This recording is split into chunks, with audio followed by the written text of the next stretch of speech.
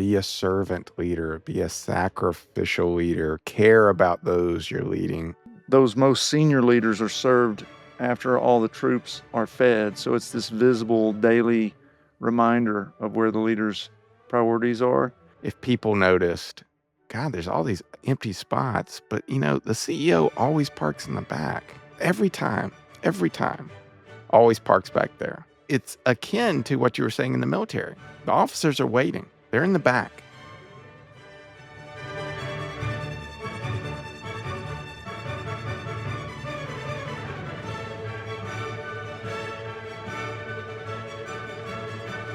Welcome to Science of Leadership, where we explore what it takes to become the kind of leader others want to follow, not because they have to, but because they want to. I'm Tom Collins, and I'm joined by my co host, Justin Hamrick. Each week, we bring you insights drawn from science, from the stories of exceptional leaders, and from practical experience to help you lead with greater character, competence, caring, and communication. Justin, you had mentioned to me a topic you thought would be great to discuss for this episode of the podcast. Can you share that topic and what led you to be thinking about it? Yeah, I was listening to different talks on leadership, and a theme kept arising between a couple of the speakers. And it was this idea of servant leadership or sacrificial leadership. So I know we hadn't talked about that yet. I thought it'd be great just to really get into what that is, how it looks, especially how it looks in different organizations. Yeah, servant leadership's a huge domain in leadership and leadership literature. You and I haven't talked about it. You're right. General Vince Brooks was on one of our early episodes, and that episode was really focused on this idea of servant leadership. But I think it'd be a great area to talk about today. Is there any particular thing that you wanted to kind of roll around, or? Well, the main thing I was thinking of is while it's probably very difficult to do, I think in the military, it's probably easy to identify, like sacrificing your life for someone else, sacrificing your safety for somewhere else. So I thought about that while probably very difficult to do, especially in the heat of battle, it was easy to identify. Where I thought it may be more difficult to identify, and I'd really like to get in, is what does it look like in medicine? What does it look like in the business world where it's not you're not putting your life in front of a bullet for somebody else, but what does that sort of sacrificial servant type leadership, what does it look like? And why is it beneficial? Because in a lot of circumstances, to climb the ladder, people will say you need to step on other people to get up the ladder. So, how does that look in business or in medicine outside of the military? What does servant leadership really look like? Yeah, I think that there are differences in what it can look like. You're right, depending on the context. The first thing that I would say is that great leaders don't lead for their own glory. Mm, And I think when that's the context that we come at it with, then it helps us to have the mindset of the servant leader better than if we're just after it for our own glory and our own goodies, if you will. The great leaders really lead to bring out the best in those that they're leading or really they're serving, I think. And so sometimes that means sacrificing personal comfort or ambition, which is a huge thing in various areas, or safety for the good of the team and the people that you're leading. So certainly in the military context, it's often described, as this simple idea that actually hit on in the book. Officers eat last, right? So that's a good example. You mentioned like sacrificing your life, and that's the extreme end of it. But day in and day out, officers eat last is really a good example of being willing to be a servant leader or sacrificing something, risking not having chow, if they run out of food, right? So those most senior leaders are served after all the troops are fed. So it's this visible daily reminder of where the leader's priorities are. You mentioned in healthcare. I think in healthcare, it could look like a lot of different things. One thing that comes to mind is, let's say a department chair who takes the call, a weekend call for somebody who's a junior colleague, because maybe that junior colleague has a child's recital that they want to attend or something of that nature. So the department chair, who oftentimes isn't involved in the call pool, may take the call for that person. And in the business landscape, it could be a CEO who forgoes some kind of bonus or stock option or a higher salary to ensure that the frontline employees are able to keep their jobs during economic downturn or challenge or something of that nature. So I think at its core, putting followers first is about this idea that it's actually one of the Air Force values, but service over self. It's the mindset that shifts from leadership being a position of privilege or authority to being a position of responsibility, and that responsibility being taking care of the people that you're leading. You're responsible for leading. So those are some thoughts immediately. It's interesting. It almost sounds like the best part of a parent relationship. Not the patriarchal, I know better than you, you're going to do the way I say, but the you really care about your child more than you care about yourself. Every parent will know that and say that. But you want them to succeed more than you care about your own success. Like you will give up and sacrifice your time, your energy so that they can succeed. Everybody sacrifices their own financial gain for their children as they enroll them in things and buy them things and, do various things. And I think it really puts the question of one of your C's, the caring, Mhm. like this really comes out in the sacrificial leader. And I think about someone in a company, someone higher up than the leader. I'd say a leader over multiple groups, and then you have a leader of one group. And something goes really successful. And they come to the leader of that group and they're like, we're really impressed. Wow, this is amazing. And start to give accolades to the leader. It's very difficult, I think, sometimes for a leader to go, well, actually, this isn't my brainchild. This is insert someone you're leading. Like to give them the credit, to give them the accolades, to give them the glory, if you will. That type of sacrifice, I think, is underrated sometimes, but really demonstrates a sacrificial leader and the caring of that leader for the people that they're leading, really first and foremost. You mentioned, it's a sacrifice to I would say actually in that scenario, what people don't understand, we see it usually as a zero-sum game, right? If somebody wants to give me the accolade, but I then deflect it and point it toward the people that I'm leading, a lot of people in society would say, "Well, then I've lost out." Yeah. But it's not true. It's not a zero-sum game. It's a win-win because when you give that credit where it's actually due Hmm. to the people that you're leading, that reflects on you. They see that they can trust you, that you're gonna give them the credit that's due them, and they're gonna do so much better job in whatever the mission is that you're trying to accomplish, so that then you are a more effective and better leader, and that just returns to you to that end, right? That you by giving it away, you actually get more. That's not what you're trying to do, that's just the nature of it. Like, when you actually study this sort of thing is that it actually returns to you more than you give away. You actually end up getting more credit if you point it to where it's due. Hmm. So it's a fascinating, phenomenon, but so many times we get caught up in this zero-sum thinking that we miss that.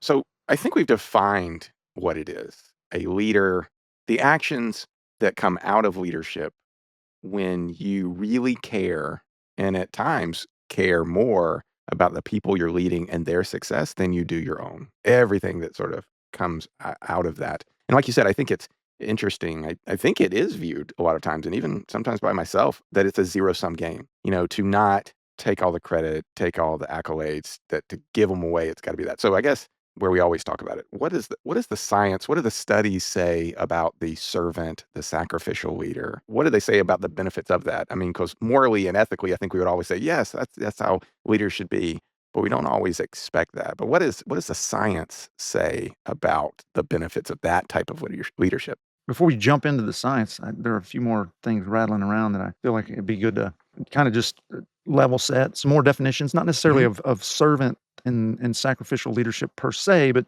just to help inform the conversation a little bit further is that I think it's imperative that people remember that being a leader, it's not about your position, your title, your authority. People who are in leadership roles, again, differentiating leadership and leadership roles, but people who are in leadership roles because of what it can do for them and their egos are rarely, if ever, good leaders. I think we probably could agree on that, if we thought about it. And in fact, I think most of the time, those people aren't really leading at all. Leaders who people want to follow are different, right? They put others first, even when it costs them. And so I think that's what we're talking about when we talk about the kind of leader that we want to be, the kind of leaders that we're talking about in this podcast, that we're talking about, that I'm talking about in my book, is the kind of leader that people really want to follow, not somebody who's being coerced to follow, forced to follow, threatened, all these sorts of things. And this idea of serving others and sacrificing for them, increases people's likelihood of following, right? Now, I think it's vitally important because I can just hear people out there thinking, well, you're sacrificing yourself and so on, that you have to, in our current environment, there's so much talk about self-care and, and these sorts of things. And Mhm. those are valuable conversations and important. So I think it's important to clarify that the idea that we're talking about here doesn't mean that you're ignoring yourself. You're not ignoring your needs. That's not what we're saying. It's really reprioritizing or subordinating some of those needs or wants for the sake of those that you lead. So you're putting them first. Again, you're not ignoring it for your own self, but you're prioritizing the people that you lead over your own wants and needs. So I think that's a really important note to put in there. And ultimately, the success of the organization, because as the people succeed that you're caring for, then the organization will succeed. They will do better. They will feel, we've talked about before, feel a sense of safety at work because they feel like they can trust their leadership, and they are gonna be more likely to follow those trying to lead them. I agree, we're differentiating leadership from maybe people who are managing other people, but not really leading them. Yeah, or in these administrative or leadership roles, right? They're different. So let me pause here for a second and remind our listeners that my book, The Four Stars of Leadership, is now available on Amazon, Barnes& and Noble, and essentially all online outlets. It's getting rave reviews, and I'm certain you will find it not only informative, but also inspiring. So I hope you'll order your copy today. Now let's get back to this interesting conversation. Now, Tom, I feel like now we've really gotten to the definition of what we're talking about, the sacrificial leader, the caring leader, the servant leader. But really, let's go back to the heart of what we're saying, which is okay, well, that's good. I think it's ethical, it's moral, it's something that some people would say that is essential to leadership. But what does the science say? What does the science say about the the data? What do the results say? Yeah, I mean, so far we've been kind of talking aspirationally, but there are a lot of strong data, a, a growing body of research that supports this idea that servant leadership, which is a leadership style, if you will, characterized by prioritizing follower growth, well-being, and empowerment, leads to better organizational outcomes. So there was a meta-analysis, and I know you know what that is, but for our listeners, basically where scientists explore the literature, they find all the studies related to a given topic, they analyze those particular studies, how they were done, and then they collate all of the information from the best studies and then analyze, sort of reanalyze those data so that they have a much more robust data set that they can draw conclusions from. And so there was this meta-analysis in 2019 by Nathan Eva and colleagues that was published in the Leadership Quarterly, which is a leading leadership journal. And they found that servant leadership is strongly associated with increased trust, organizational commitment, job performance, and follower well-being. Additionally, Robert Lydon and his team showed that when leaders consistently demonstrate self-sacrifice and prioritize their teams, followers reciprocate with higher loyalty, discretionary effort, and it creates psychological safety. And additionally, in work by Dr. Richard Boyatzis, who incidentally was a guest on episode 16 of the podcast, demonstrates that neuroscientific evidence suggests that acts of leadership selflessness activate mirror neurons in followers. So in our brain, activate these things called mirror neurons, and that creates emotional resonance and fostering a sense of shared purpose. So it really does increase so many important things when it comes to efficacy from a leadership standpoint, organizational success, and then leaders being able to influence those that we're leading. So, in short, really putting others first isn't just a nice idea, it isn't just kindness, it's actually effective leadership grounded in solid evidence. I mean, a lot of the things you were talking about seem to be like people are gonna be less likely to quit, and they seem to work harder. Like, a lot of those things seem to be Right. like, Yeah. "Hey, if you care about the people you're leading, if you these acts of service, sacrificial leadership, it's associated with people who work harder, work well together, and are less likely to leave," which Yeah. is huge. I appreciate that Something synthesis. I feel as the person talking about all the research and all that, I feel compelled to use these certain words and phrases and things, organizational performance and et cetera, et cetera. And I really like the fact that you're like, okay, so if I just boil that down, it's they're not these. gonna quit. Okay, good. Right. Yeah, right. What about what about you have someone in your organization that you're leading that you don't really connect with as a person? Maybe you just don't like their personality and it's really, really tough for you to care for them. And this is where I see it really becoming difficult to sacrifice yourself for them. Like, what do you do in those circumstances? What advice do you have in those instances to really, 'cause I could see, like, if you're sacrificing for one person but not another one, it may actually become a negative feedback where they see this unequal treatment where your acts can actually create a wedge in the group. How do you balance that? There's so much there. We could honestly do a podcast just on this concept, but so we had a guest on the podcast a few episodes ago, Doug Crandall, and he was talking about when he was an instructor at West Point and he first got there, he met someone who told him, "I've never met a bad cadet." What the person was saying was that it was a mindset. The reality is, as much as we try not to be biased against different people, we often are for whatever reason. Maybe we had an interaction with them. It's like, what a jerk. And that clouds how we interact with them Mhm. moving forward. And then as a result of what's called the Pygmalion effect, how we see people is how they will respond. It's a fascinating phenomenon. If I expect good things from you, you will produce good things. If I expect bad things from you, you will produce bad things. It's amazing this interaction that happens as a result of the Pygmalion effect. And so I think that perhaps in those scenarios, the first thing we should do is look in the mirror and say, Mm, what is our contribution to this? What part are we playing in this negative relationship and interaction? We often create this narrative that it's the other person solely, right? I mean, you and I have had friends who've gotten divorces. We know our friend's side of the story. We don't know the other side. We don't know the ex-wife or whatever's side of the story, right? But there are two sides of that story. And so the same is true in these negative relationships we might have in the workplace when we're leading people is that we see only our side of the story. And what's called the fundamental attribution error results in us not understanding the other person's side of the story. So we attribute to them negative things.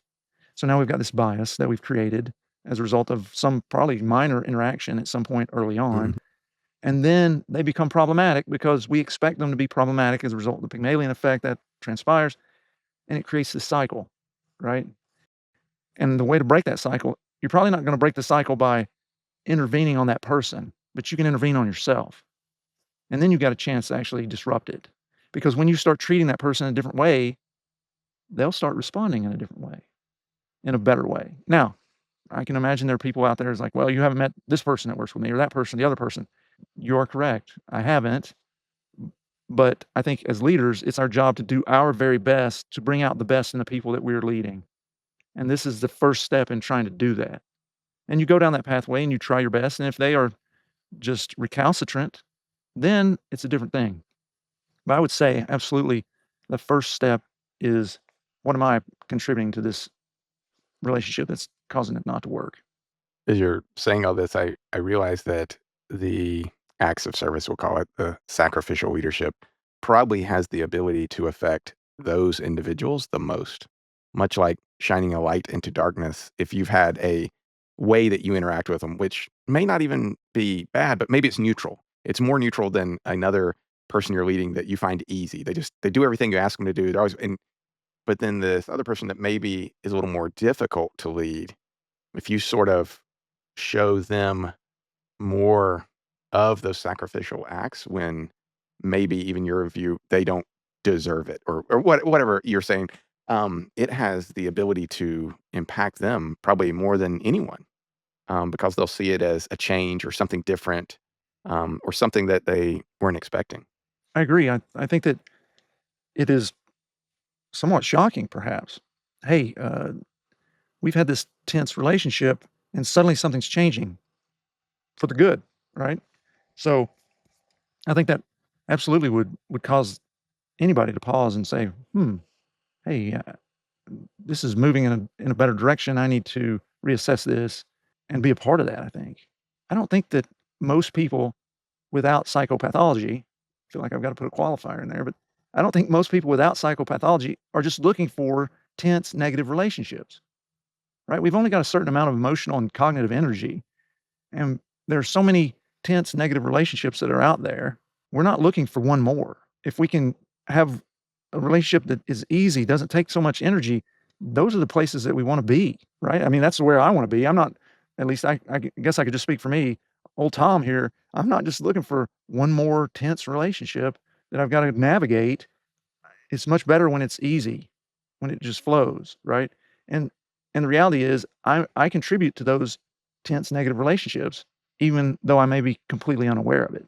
Do you have a real world example of a story that sort of really puts this quality of leadership under the magnifying glass and sort of shows the benefits or even the downsides of it and sort of how you approached it? That's challenging. I'll have to take a minute to think about that.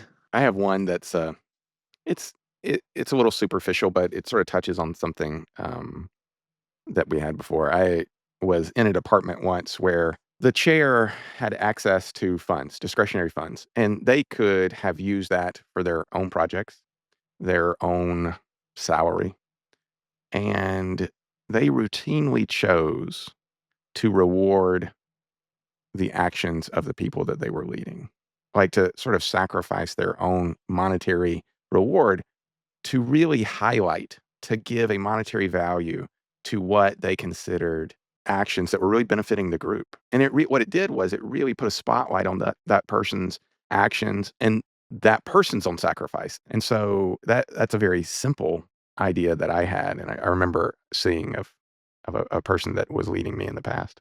Yeah.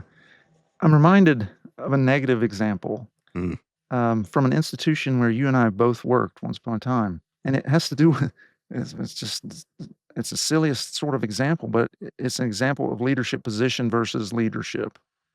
So where we used to park, a nice parking garage, some people might refer to it as parking structure or whatever you call it, but a parking garage. And when I first got there, we had assigned spots, like I was number whatever, 76 or something, and that was where I was supposed to park. But then they got rid of those numbers and it was free for all, right? And we got a new CEO of the hospital. And the CEO had never been there before, but as soon as the CEO got there was suddenly a placard at the closest parking spot to the hospital, reserved for the CEO. And so many people in the organization got a terrible outlook about the CEO just because of that. Here's this person coming in, gonna jump right up front and take the best parking spot and put a metal sign up that says, "Hey, this is mine." So that's an example of a negative how somebody made that about themselves, and it had repercussions that honestly, I think you could go to that place today and a lot of people would still have a bitter taste in their mouth, if you will, because of that. So that's a negative example I can think of that similar to yours isn't. I mean, mine's even less grandiose, right? Like it's a parking spot, but it demonstrates very clearly what not to do when it comes to this concept. yeah, it's one of these things I think it's probably very easy to get wrong a lot of times in 1,000 different ways, but it's also very easy to get right in very small ways that will have huge effects. I mean, to use your example, think of what would happen if people noticed, God, there's all these empty spots, but the CEO always parks in the back. Always, every time, always parks back there. It's akin to what you were saying in the military. The officers are waiting. They're in the back. Nope, Yeah, nope. You guys, leaders park last, I yeah, guess. yeah. I mean, I was in a meeting just lately, and there's a table and 6 chairs, and so and everybody in this meeting were equals, okay? And 2 of us are on one side of the table, and one guy's on the other, and there was an empty seat beside him on the side of the table, and then there were the 2 on the ends, so the head of the table, so to speak, right? And this one person comes in and sat at the head of the table, and to me, it was like, you should have sat on the side like the rest of us because we're all equal. And so I think that diminishes your influence when you do that. Because people automatically look at those sorts of things and say, "This person thinks that they're better than we are or more valuable," or whatever it may be, and as a result, people are less likely to appreciate what you have to say, to listen to it, to offer their opinions, to do a number of things that Mhm. are really valuable for your leadership, right? So, that's another example just of you were saying very simple things, that's another example of a really simple way that you can mess this up royally. So it's always nice when we give our listeners take home points. Like, and especially when we're talking about something like this that many times can be discussions about things that are very abstract. Be a servant leader, be a sacrificial leader, care about those you're leading. Okay. It's like telling me to care about my children. Okay. But yeah, but how do I do that? What are some ways that you find in leadership and in talking to all of these generals and admirals of the ways that really can concretely like give people take home points of this is how to do it right, or to how to avoid doing it incorrectly. Sure, I can provide a few. First, I would say adopt the mindset of leader as servant. Whatever mindset we go into something with, that's going to be our operating system, if you will. And so if we go into it with, I'm here to help, to enable, to empower, to serve the people that I'm trying to lead, that's going to go so far, like really take you a long way in being able to do this. As a practical component of that, you might like if let's say you're having a meeting or something like that, you might try going into the meeting asking yourself some question that helps you activate on the leader as servant mental model. And that is something like, what does my team need from me to thrive? When you ask yourself a question like that, it changes your mindset, reframes your role from that of the leader or director or manager or whatever to enabler. You're enabling the people to do their job. So you're there to support and help. And so I think that's the first thing I would say is adopt a leader as servant mental model or mindset. The second thing is, and this is so important, make sacrifice visible but not performative. Okay. In the sense that, like you were saying, parking at the back, standing at the back of the line when everybody else is eating, and then you go last. That's visibility, not performance. So these little gestures, you know, giving up the best parking spot, taking the tough call schedule, publicly crediting the team, all the stuff that we've talked about, right? I think that speaks volumes. The key is authenticity, though, because the moment that you make it about optics, that's a word, buzzword a lot of people are using these days, but you make it about optics, you destroy trust. So it's got to be authentic. Another one would be shield in public, coach in private. Mm, That is, don't make people look bad in public and things of that nature. If something goes wrong, the buck stops with you. If you're the leader, do not blame other people. Take responsibility when things go wrong, even if the mistake isn't yours. Then address the issues constructively behind closed doors. That does so much. That lets people know that they can trust you. It creates psychological safety. It fosters commitment to you as a leader. There's so much that comes from that. And people, we all easily mess that up. You know, again, you want to build up in public, reconstruct, if you will, in private, um, because it's so easy to destroy people in front of a group, and that is often irrecoverable. yeah, Um, I agree. I want to sort of highlight one thing you said because I think it is yeah, so important. And I was sort of thinking, well, how would I answer that question? And it's look for opportunities to highlight the works and achievements of your team in public. yeah, The credit thing I see, like maybe the person isn't even there. You're at a leadership meeting of other leaders and they say, hey, great job with your team. That's really great on X, Y, and Z. Your production went over, blah, blah, blah. To be like, and a key, it's got to be authentic. Like they have to have actually earned that credit. But if they've earned that credit and it's really their responsibility to highlight that, well, actually, this person helped us do that by X, Y, and Z, and it's really their accomplishment. But thank you. yeah. When you give credit, praise in public, I mean, that shows so much support. It empowers people, encourages people. It is so valuable, and it doesn't cost you anything. Again, we were talking early on about this idea that we often see it as a zero-sum game, I lose, you win sort of mentality, and it's not that at all. It returns to you multiple folds, but it goes so far in helping you with regards to building relationship, encouraging your people, fostering great leadership. It's really important, and it doesn't cost you a cent. I mean, it's incredible. A fourth thing that I would say is share the load strategically. As leaders, when we model self-sacrifice wisely, it empowers others to be able to step up, right? To be able to begin to develop those capabilities of leadership that we are responsible to grow in the people that we lead. And so I think it fosters this kind of culture of development. And also, when you empower people to step up, it creates this sense that we're all working in this on this together. And so I think that that's a fourth thing that I could add. The thing I sort of that jumped out to me the most as something I probably didn't realize, but if you asked me, I could probably get the multiple choice, is that praise, achievements, credit, whatever you wanna call it, is not a zero-sum game. To give it or to reward it is not to like, it's not like food. Like, if I give somebody half of my sandwich, if credit were a sandwich, I still only got half a sandwich, you know? So I think that's a really, really important concept for people to understand and to really believe, because I think that belief and understanding will drive change. I agree. I think we're nearing the end of a good conversation here. I think that, ultimately, again, getting back to these ideas, when we are servant leaders and we're really sacrificing for those that we lead, it turns out that a lot of times we end up not sacrificing because it returns to us so much. It improves so much of what we're trying to do with regard to leadership, and I think that we all would be better for it. And this is an area with so much scientific support that servant leadership and sacrificing for those that we lead is a great way to go. Thank you for joining us on this episode of The Science of Leadership. We hope today's discussion has inspired you and given you valuable insights to help you become a better leader.